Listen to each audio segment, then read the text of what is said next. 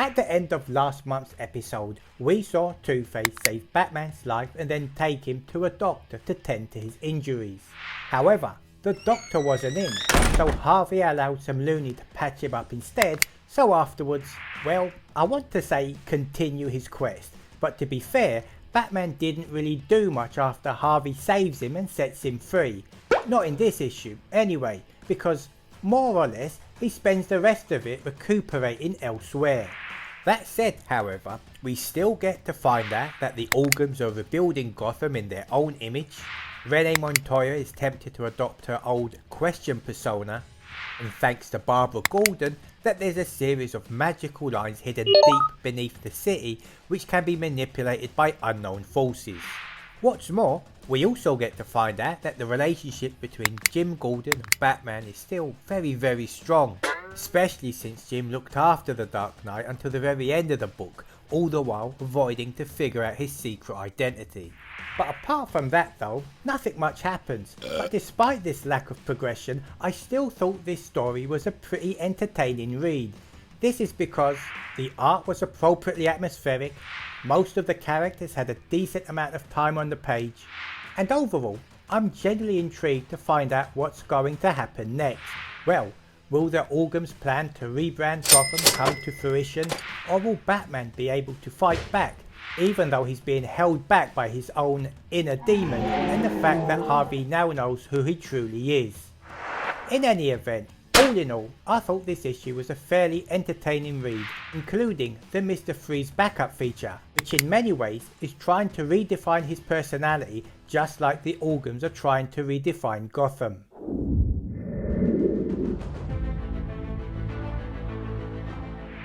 If you're a big fan of seeing people beating the living shit out of each other while talking about God, then I'm pretty damn sure you're going to love reading this episode of Daredevil. Well, maybe not love, but at the very least, you might admire the way the entire story was built around the concept of faith as well as 3 specifically designed fights.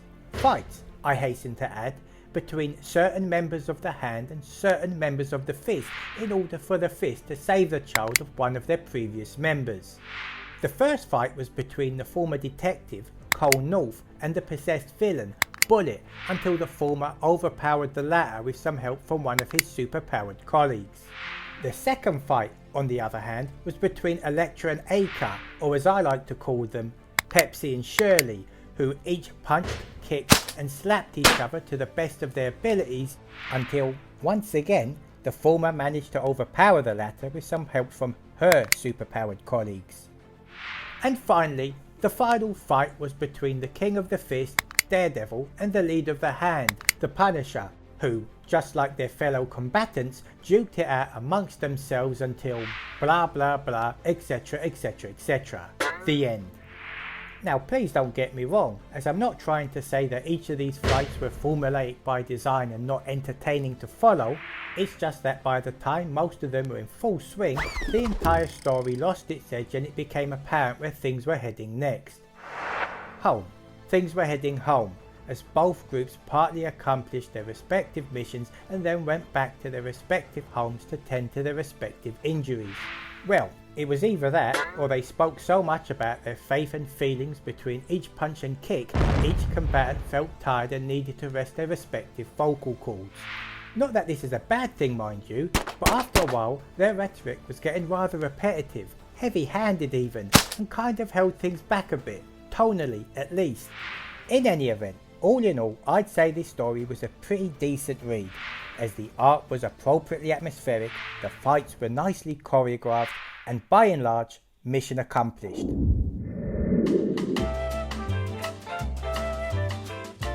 At face value, I'd say issue 12 of The World's Finest depicted a date night between Robin, the Boy Wonder, and Supergirl, the Maid of Might. But underneath the surface, I'd say it was more than just a date night, as to some extent it came across as a character piece that highlighted certain attributes associated with each hero. In Robin's case, it depicted him as being a clumsy, self-centered showman who enjoyed bragging about his own abilities and his down-to-earth nature. Whereas in Supergirl's case, the story showed her to be an arrogant little Miss Know-it-all who didn't know too much about the world around her. But is this true? Are these two heroes really like this? Well, as far as I'm concerned, no, not currently anyway, which is why we have to keep in mind that this particular version of Supergirl and Robin are from a different time and a different era. Presumably during their informative years when they were both beginning to establish their own personalities and find their own place in the world. As for the date itself, however, overall I kinda liked it, as it was sometimes funny, sometimes awkward and sometimes rather revealing, but only in terms of how Robin and Supergirl made numerous mistakes throughout the course of their date. Like when Robin turned up in costume, for instance, or how Supergirl seemingly disregarded Dick telling her about the loss of his parents. I also enjoyed reading those scenes outside of the date, where Superman or Batman commented on the respective partner's actions after they told them about a particular incident or mishap. So, on the whole, I'd say this was a fairly pleasant issue, as the artwork was a pleasure to follow and so was most of the story, minus the monkey.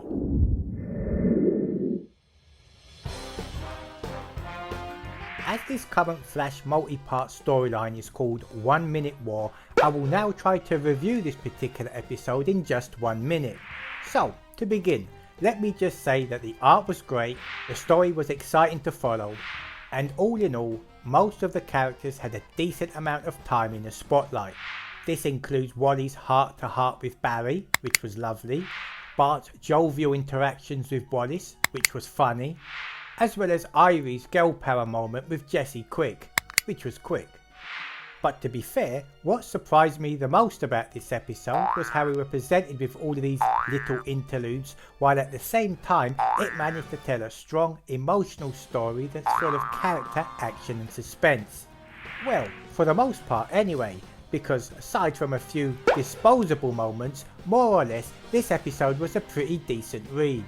I especially liked the way in which it was constructed, as it began with a simple setup, then progressed with the hero's plan of attack, before finally... Wait, what's that? 1 minute has gone already? Bugger. But then again, as we saw in this issue, not all plans go according to plan. In any event, by and large, this was an amazing installment of 1 Minute War, and I for one can't wait to see what happens next.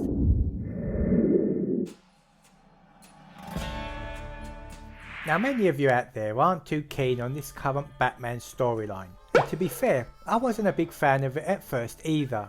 After all, how many times must we see Batman thrust into an alternate reality only to then have to find his way back home again, when in actuality what most of us want to see is him facing urban adventures based in an urban environment.